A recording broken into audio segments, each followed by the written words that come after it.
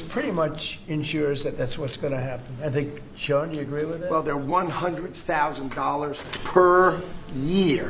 So the whole idea is no more will these big tech companies or other big companies train foreign workers. They have to pay the government $100,000, then they have to pay the employee. So it's just not economic. If you're going to train somebody, you're going to train one of the recent graduates from one of the great universities across our land. Train Americans, stop bringing in people to take our jobs. That's the policy here. $100,000 a year for H-1B visas, and all of the big companies are on board. We've spoken to them about the gold card. They love it. They love it. They really love it. They need it. ഈ വീഡിയോയിൽ പൊതുവേ നമ്മൾ H-1B വിസയുമായിട്ട് ബന്ധപ്പെട്ട വിഷയത്തിൽ നിന്ന് തുടങ്ങാം. H-1B വിസയുമായിട്ട് ബന്ധപ്പെട്ട് Trump പുതിയ അടവ് നയങ്ങളുമായിട്ട് രംഗത്തിറങ്ങിയിരിക്കുകയാണ്. ഇന്ത്യയിൽ നിന്നും അമേരിക്കയിൽ ചെന്ന് H-1B വിസയുടെ കീഴിൽ നിന്ന് പണിയെടുക്കുന്ന ആൾക്കാരെ ഹ്യൂമിലിയേറ്റ് ചെയ്യുന്ന ഏർപ്പാടാണ് ട്രംപ് കാണിച്ചുകൊണ്ടിരിക്കുന്നത്. അതിൽ പ്രധാനമായിട്ട് രണ്ട് വിഷയങ്ങളാണ് ഇതിനകത്ത് ചൂണ്ടിക്കാണിക്കപ്പെടുന്നത്. പല വിദഗ്ധരും അഭിപ്രായപ്പെടുന്നത്, ഒന്ന്, അമേരിക്കയുടെ മെഗാ എന്ന് പറഞ്ഞ ആ ഒരു സംവിധാനത്തിൻ്റെ കീഴിൽ ഫാർ റൈറ്റ് ചിന്താഗതി, റേസിസം, അത് തന്നെയാണ് പ്രധാനമായിട്ട് ചൂണ്ടിക്കാണിക്കുന്നത്. അപ്പോൾ അതിൽ ഇന്ത്യക്കാരുടെ കളർ, നിറം, അതാണ് ഏറ്റവും വലിയ പ്രശ്നമായിട്ട് ഈ മെഗാ എന്ന് പറഞ്ഞ ആ ഒരു മേക്ക് അമേരിക്ക ഗ്രേറ്റ് അഗൈൻ എന്ന് പറഞ്ഞ ആ സംഘടനക്കാർ ഏറ്റവും കൂടുതൽ ഇന്ത്യക്കാർക്കെതിരെ നിലപാടെടുത്തിരിക്കുന്നത് എന്നാണ് മനസ്സിലാക്കാൻ പറ്റുന്നത്. അത് നമ്പർ 1. രണ്ടാമത്തെ വിഷയമായിട്ട് പറയാനുള്ള വെച്ചാൽ ട്രംപ് പുതുതായിട്ട് ഇൻട്രൊഡ്യൂസ് ചെയ്തിരിക്കുന്ന ഗോൾഡൻ കാർഡ് വിസ പ്രോഗ്രാം. ആ പ്രോഗ്രാം എന്ന് പറഞ്ഞാൽ ഏതാണ്ട് $10 ലക്ഷം ഡെപ്പോസിറ്റ് കൊടുത്തു കഴിഞ്ഞാൽ ഗോൾഡൻ കാർഡിലേക്ക് മാറാൻ പറ്റും. അപ്പോൾ അതായത് ഈ H-1B വിസയിൽ നിൽക്കുന്ന ആൾക്കാരൊക്കെ ഒരു പ്രാവശ്യം കൂടി H-1B വിസ റിന്യൂ ചെയ്ത് കഴിഞ്ഞാൽ അതിൻ്റെ ഉള്ളിൽ അവർക്ക് ഗ്രീൻ കാർഡ് കിട്ടാനുള്ള സാധ്യത വളരെ കൂടുതലാണ്.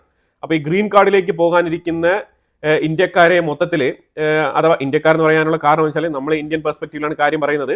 ഈ H-1B വിസയുടെ കീഴിൽ നിൽക്കുന്ന ആൾക്കാരെയൊക്കെ എങ്ങനെയെങ്കിലും അതിൽ നിന്നും ഒരു നിശ്ചിത തോതിലുള്ള ക്വാണ്ടിറ്റി ഗോൾഡൻ കാർഡായിട്ട് കൺവേർട്ട് ചെയ്യാൻ വേണ്ടിയിട്ടുള്ള പദ്ധതി. ഇങ്ങനെ രണ്ട് കാര്യങ്ങളാണ് ഇതിനകത്തുള്ളത്. ഇത് ഇന്ത്യക്കാർക്ക് നല്ലതാണെന്ന് ചോദിച്ചു കഴിഞ്ഞാൽ ഇത് വ്യത്യസ്ത തരത്തിലുള്ള അഭിപ്രായങ്ങളാണ് പുറത്തു വരുന്നത്. പക്ഷേ ഇതിനകത്ത് ഒരു കാര്യം നമുക്ക് പറയാനുള്ളത്, അമേരിക്കയിലേക്ക് ജോലിക്ക് പോകണമെന്നുണ്ടെങ്കിൽ ഇനിയിപ്പം ഈ visa renewal process, H-1B visa renewal process, അത് കുറച്ച് കോംപ്ലിക്കേറ്റഡ് ആവുകയാണ് എന്നാണ് മനസ്സിലാക്കാൻ പറ്റുന്നത്. ഇപ്പം ഇതിനകത്ത് ഇത്രയും നാളും പുതിയ വിസ അപ്ലൈ ചെയ്യുന്ന ആൾക്കാർക്ക് മാത്രമാണ് ഈ ഒരു പ്രശ്നമെന്ന് പറഞ്ഞിരുന്നെങ്കിൽ ഇപ്പം നിലവിൽ H-1B വിസയിൽ നിൽക്കുന്ന ആൾക്കാർ, ഈ H-1B വിസ എന്ന് പറയുന്നത് പ്രാഥമികമായിട്ട് 6 വർഷത്തേക്കാണ്. അപ്പോൾ അതിനകത്ത് 3 വർഷം കഴിയുമ്പോൾ ഒരു റിന്യൂവൽ പ്രോസസ്സ് ഉണ്ട്. ഈ വർഷത്തെ റിന്യൂവൽ പ്രോസസ്സ് ഏതാണ്ട് ഡിസംബർ 15-നുള്ളിൽ ചെയ്ത് തീർക്കേണ്ടതാണ്. അപ്പോൾ ഈ ഡിസംബർ 15 എന്നുള്ളത് ഇപ്പം എക്സ്റ്റെൻഡ് ചെയ്ത് മാർച്ചിലേക്ക് മാറ്റിയിരിക്കുകയാണ്. ഇത് ലാസ്റ്റ് മിനിറ്റിലാണ് ഇതുമായിട്ട് ബന്ധപ്പെട്ട ഇമെയിലുകൾ പലർക്കും ലഭിച്ചിരിക്കുന്നത്. അപ്പോൾ ഇതുകൊണ്ട് സംഭവിക്കുന്ന പറഞ്ഞാൽ ഡിസംബറിലേക്ക് വെക്കേഷൻ പ്ലാൻ ചെയ്ത് പല റിന്യൂവൽ പ്രോസസ്സ് ചെയ്യേണ്ട ആൾക്കാരും ഇന്ത്യയിലേക്ക് എത്തിയിട്ടുണ്ട്. അതായത് ഈ റിന്യൂവൽ പ്രോസസ്സ് എന്ന് പറയുന്നത് ഹോം കൺട്രിയിലേക്ക് തിരിച്ചു പോകണം, വീണ്ടും വിസ പുതുക്കാനുള്ള ആപ്ലിക്കേഷൻ അമേരിക്കൻ എംബസിയുമായിട്ട് ബന്ധപ്പെട്ട് സബ്മിറ്റ് ചെയ്യേണ്ടതുണ്ട്. അപ്പോൾ അതുകൊണ്ട് ഒരാളുടെ ആപ്ലിക്കേഷൻ ഏതാണ്ട് $1000 പേ ചെയ്യേണ്ടതുണ്ട്. ഓക്കെ, സോഫാർ അവർ അമേരിക്കയിൽ നിന്ന് പണിയെടുത്തുകൊണ്ട് വരുന്ന ആൾക്കാരാണ്, അവരുടെ കയ്യിൽ $1000 ഉണ്ടാവും, ഈസി ആയിട്ട് അവർക്ക് പേ ചെയ്ത് റിന്യൂവൽ ചെയ്യാം. പക്ഷേ ആ സാഹചര്യത്തിൽ ഇപ്പോൾ America A to Z scrutinise ചെയ്യാനുള്ള ഒരു പദ്ധതിയുമായിട്ടാണ് വന്നിരിക്കുന്നത്. അപ്പോൾ അതിൽ അവർ റിന്യൂവൽ ചെയ്യുന്ന ആൾക്കാർക്കും സോഷ്യൽ മീഡിയ ഓപ്പൺ ആയിരിക്കണം, പബ്ലിക് മോഡിൽ കിടക്കണം, അവരുടെ എല്ലാ സോഷ്യൽ മീഡിയ അക്കൗണ്ടുകളും പരിശോധിക്കും. അമേരിക്കയ്ക്കെതിരായിട്ടുള്ള ഒരു പോസ്റ്റ് ഉണ്ടെങ്കിൽ പോലും, even if it is deleted, അവർക്ക് അത് റിക്കവർ ചെയ്തിട്ട് അത് അവർക്ക് നോക്കി വിലയിരുത്താൻ കഴിയും എന്നുള്ളതാണ് മനസ്സിലാക്കേണ്ടത്. ശരിക്കും പറഞ്ഞാൽ ഈ വിസയിൽ നിൽക്കുന്ന ആൾക്കാർക്ക് തന്നെ ഒരു സെക്കൻഡറി ഇൻസ്പെക്ഷൻ എന്നുള്ള നിലയിലാണ് കാര്യങ്ങൾ മുന്നോട്ട് പോകുന്നത്. അപ്പോൾ ഇതിൽ ഒരുപാട് പേർക്ക് ഏതെങ്കിലും തരത്തിൽ ചെറിയ രീതിയിലെങ്കിലും അമേരിക്കയ്ക്കെതിരായിട്ടുള്ള ഏതെങ്കിലും തരത്തിലുള്ള സോഷ്യൽ മീഡിയ പോസ്റ്റ് നിങ്ങൾ ഷെയർ ചെയ്തിട്ടുണ്ടെങ്കിലോ റിന്യൂവൽ തടസ്സപ്പെടാനുള്ള സാധ്യതയുണ്ട്. ഇനിയിപ്പോൾ ഇതിൻ്റെ അടുത്ത ഓപ്ഷൻ എന്ന് പറഞ്ഞാൽ അമേരിക്കയിലെല്ലാം പരിശോധിക്കാൻ പറ്റും. ഈ സെക്കൻഡറി ഇൻസ്പെക്ഷൻ എന്ന് പറയുമ്പോൾ തന്നെ നിങ്ങൾ മനസ്സിലാക്കിക്കോണം, A to Z നിങ്ങളുടെ കംപ്ലീറ്റ് കാര്യങ്ങൾ പരിശോധിക്കാൻ പറ്റും. അപ്പോൾ നിങ്ങളുടെ ബാങ്ക് അക്കൗണ്ട്, നിങ്ങൾക്ക് എത്രമാത്രം ബാങ്ക് ബാലൻസ് ഉണ്ട്, എവിടെയൊക്കെ നിങ്ങൾക്ക് ട്രാൻസാക്ഷൻസ് ഉണ്ട്, ഇതെല്ലാം തന്നെ അവർക്ക് പരിശോധിക്കാൻ പറ്റും. അപ്പോൾ ആ സാഹചര്യത്തിൽ $10 ലക്ഷം അടയ്ക്കാൻ കപ്പാസിറ്റിയുള്ള കാൻഡിഡേറ്റ്സിനെ കണ്ടെത്തും, ഉറപ്പാണ്. അവരെ പിടിച്ച് കൃത്യമായിട്ട് കൺവിൻസ് ചെയ്തിട്ട് ഈ ഗോൾഡൻ കാർഡ് പ്രോഗ്രാമിലേക്ക് മാറ്റും. ഇതാണ് ഇവരുടെ ഒരു ഇരട്ടത്താപ്പ്. ഇത് രാജ്യസുരക്ഷ, നാഷണൽ സെക്യൂരിറ്റി എന്നുള്ള പേരിൽ ഗോൾഡൻ കാർഡ്, അഥവാ ഈ ഇന്ത്യക്കാരായിട്ടുള്ള ആൾക്കാർ അവിടെ താമസിക്കുന്നെങ്കിൽ അവരുടെ കയ്യിൽ നിന്നുള്ള പണം ഗവൺമെന്റ് അവരുടെ പക്കലേക്ക് വരുത്താൻ വേണ്ടിയിട്ട് നടത്തുന്ന ഒരു പ്രോഗ്രാമാണ് ഇപ്പോൾ ഇത്. അതാണ് മനസ്സിലാക്കാൻ പറ്റുന്നത്. അതായത് 10 ലക്ഷം അടയ്ക്കാനുള്ള കപ്പാസിറ്റി ഉള്ള ഒരു ഇന്ത്യക്കാരൻ H-1B വിസയുമായിട്ട് ബന്ധപ്പെട്ട് ഗ്രീൻ കാർഡിലേക്ക് പോകാനിരിക്കുന്നെങ്കിൽ അവനെ നീ ഗ്രീൻ കാർഡിലേക്ക് പോകണ്ട, നീ ഗോൾഡൻ കാർഡിലേക്ക് വരൂ, ആ 10 ലക്ഷം നിന്റെ ബാങ്കിൽ കിടക്കുന്നത് ഗവൺമെന്റിലേക്ക് മാറ്റൂ എന്നാണ് ഇപ്പോൾ ട്രംപ് പറയുന്നത്. ഇതാണ് ഇപ്പോൾ നടന്നുകൊണ്ടിരിക്കുന്നത്.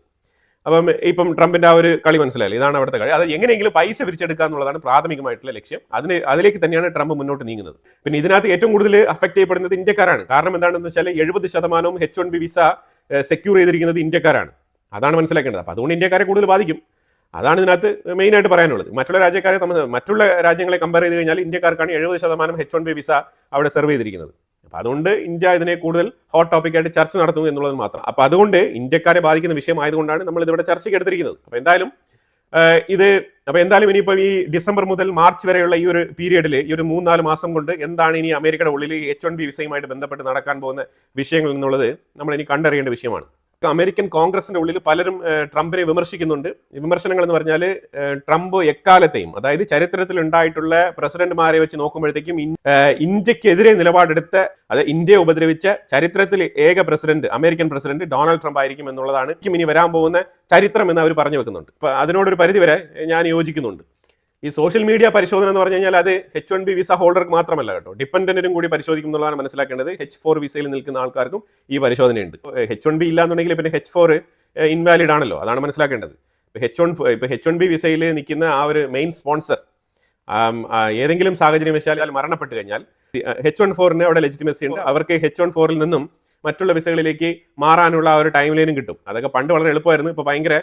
അതിപ്പോൾ ഭയങ്കര റിസ്ക് ആയിട്ടുള്ള ഒരു പ്രവൃത്തിയാണെന്നാണ് പറയുന്നത്. ഈ ഒരു പുതിയ പ്രഖ്യാപനം വന്നതോടുകൂടി പുതിയതായിട്ട് ജോബ് അപ്ലിക്കേഷൻ സബ്മിറ്റ് ചെയ്തിരിക്കുന്ന ഏതാണ്ട്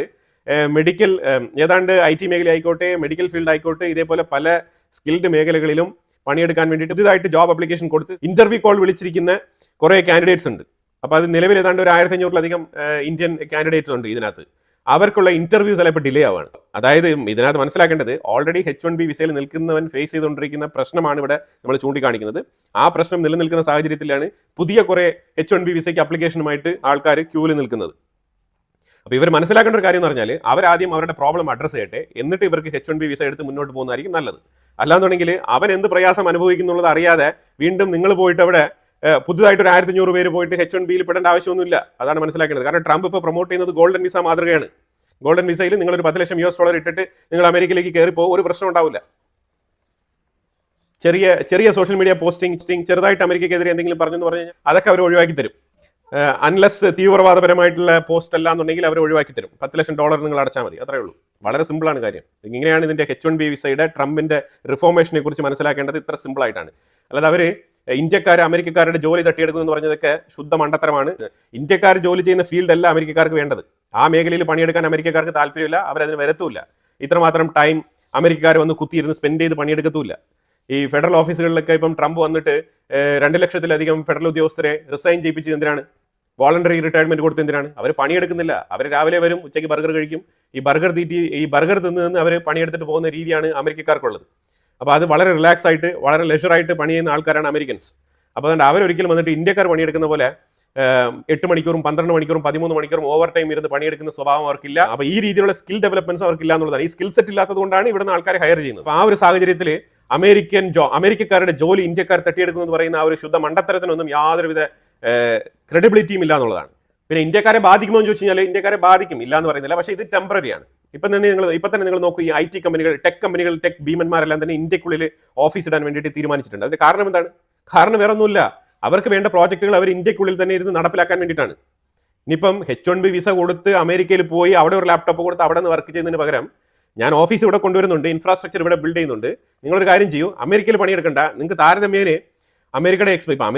അമേരിക്കയിൽ ഭീമമായിട്ടുള്ള ഇപ്പോൾ $10,000 ശമ്പളം മേടിച്ചുകൊണ്ട് അവിടുത്തെ ചെലവും കാര്യങ്ങളൊക്കെ എക്സ്പെൻസസ് ഒക്കെ മീറ്റ് ചെയ്തുകൊണ്ട് ആവറേജ് സേവിങ്സോട് കൂടി ജീവിക്കുന്ന നിങ്ങളെ സംബന്ധിച്ചിടത്തോളം നിങ്ങൾക്ക് അവിടെ ഇവിടെയും കമ്പയർ ചെയ്ത് വളരെ മാന്യമായിട്ടൊരു പാക്കേജ് ഇന്ത്യക്കുള്ളിൽ തന്നു കഴിഞ്ഞാൽ ഇതേ ഗൂഗിളിലും ഇതേ മെറ്റയിലും ഇതേ മൈക്രോസോഫ്റ്റിലും ഇതേപോലത്തെ NVIDIA ഇന്ത്യക്കുള്ളിൽ നിന്ന് പണിയെടുക്കാമല്ലോ.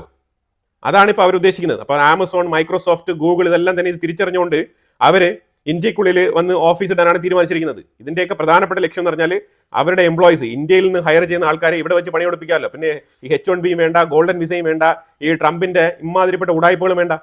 IT മേഖല എന്ന് പറഞ്ഞാൽ എവിടെ നിന്ന് വേണമെങ്കിലും പണിയെടുക്കാൻ പറ്റുന്ന ഒരു സുന്ദരമായിട്ടുള്ളൊരു IT മേഖല എന്ന് പറഞ്ഞാൽ ലോകത്തെ എവിടെ നിന്ന് വേണമെങ്കിലും പണിയെടുക്കാൻ സാധിക്കുന്ന തരത്തിലുള്ള ടെക്നോളജിക്കലി സൊഫിസ്റ്റിക്കേറ്റഡ് ആയിട്ടുള്ള ഒരു മേഖലയാണ്. അപ്പം അതുകൊണ്ട് ഇപ്പം ഇതിനകത്ത് വലിയ രീതിയിൽ ആശങ്കപ്പെടേണ്ട ആവശ്യമൊന്നുമില്ല. H1B വിസ കിട്ടി അമേരിക്കയിൽ പോയിട്ട് ന്യൂയോർക്കിൽ സ്റ്റാച്യു ഓഫ് ലിബർട്ടി കാണാൻ പറ്റത്തില്ലെന്നേ ഉള്ളൂ. ബാക്കി പണിയൊക്കെ ഇന്ത്യയിൽ നിന്ന് തന്നെ എടുക്കാം. അപ്പോൾ അതിലേക്കാണ് അമേരിക്കൻ കമ്പനികൾ മാറി ചിന്തിക്കുന്നത്. അമേരിക്കൻ കമ്പനികൾക്ക് വളരെ വ്യക്തമായിട്ട് മനസ്സിലായി, ഈ മനുഷ്യൻ ഇവിടെ ഇരുന്ന് കഴിഞ്ഞാൽ നമുക്ക് ഒരു 3-4 വർഷത്തേക്ക് കച്ചവടം നടക്കില്ല. അപ്പോൾ അതുകൊണ്ട് കച്ചവടം നടക്കണമെന്നുണ്ടെങ്കിൽ ടെമ്പററി ആയിട്ടെങ്കിലും ഇന്ത്യക്കുള്ളിൽ ഒരു ഓഫീസ് തട്ടിക്കൂട്ടേണ്ടതുണ്ട് എന്നാണ് അവരുടെ നിലപാട്.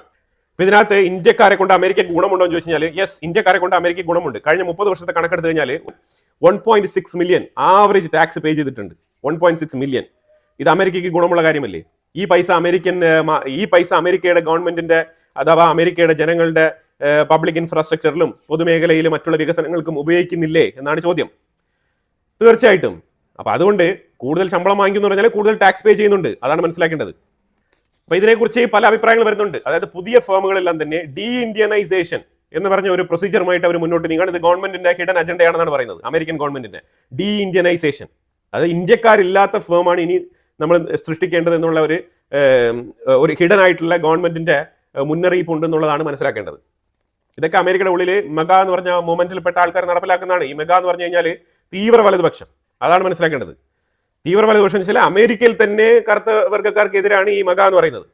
അപ്പം നമുക്ക് അതിനകത്ത് മനസ്സിലാക്കേണ്ടതുള്ളൂ. പിന്നെയല്ലേ ഇന്ത്യൻസ്, അമേരിക്കയുടെ ഉള്ളിൽ തന്നെ അമേരിക്കൻസ് എന്ന് പറയുന്ന ആ കറുത്ത വർഗ്ഗക്കാരെ തന്നെ ഇവർ അടുപ്പിക്കുന്നില്ല. അങ്ങനെയാണെങ്കിൽ പിന്നെ ഇന്ത്യൻസിനെ അടുപ്പിക്കുമോ? അപ്പോൾ അതുകൊണ്ട് ഇമാതിരിപ്പെട്ട നിയമങ്ങളൊക്കെ അമേരിക്കയിൽ നിന്ന് വരും. ഈ രീതിയിലുള്ള മോഡിഫിക്കേഷൻസും കാര്യങ്ങളൊക്കെ നടക്കും. അതിന് ട്രംപ് ഒത്തുകൂടി നിൽക്കുകയും ചെയ്യും. കാരണം ആ രീതിയിൽ വോട്ട് വാങ്ങിയാണ് പുള്ളിക്കാരൻ വന്നിരിക്കുന്നത്. അപ്പോൾ അതുകൊണ്ട് നമ്മൾ ഇതിനകത്ത് ആശങ്കപ്പെടേണ്ടതോ അല്ലെങ്കിൽ ആശ്ചര്യപ്പെട്ട് നോക്കേണ്ട കാര്യങ്ങളൊന്നുമില്ല. ട്രംപാണോ ഇങ്ങനെ ചെയ്യുള്ളൂ, ട്രംപിന്റെ പോളിസി ആന്റി ഇന്ത്യയാണ്. അത് ഞാൻ ആവർത്തിച്ച് ഒന്നുകൂടെ പറയുകയാണ്. ഇതിനെക്കുറിച്ചുള്ള അഭിപ്രായങ്ങൾ കമന്റ് ബോക്സിൽ രേഖപ്പെടുത്തുക. കൂടുതൽ വാർത്തകളുമായിട്ട് അടുത്ത വീഡിയോയിൽ വരാം. Thank you so much.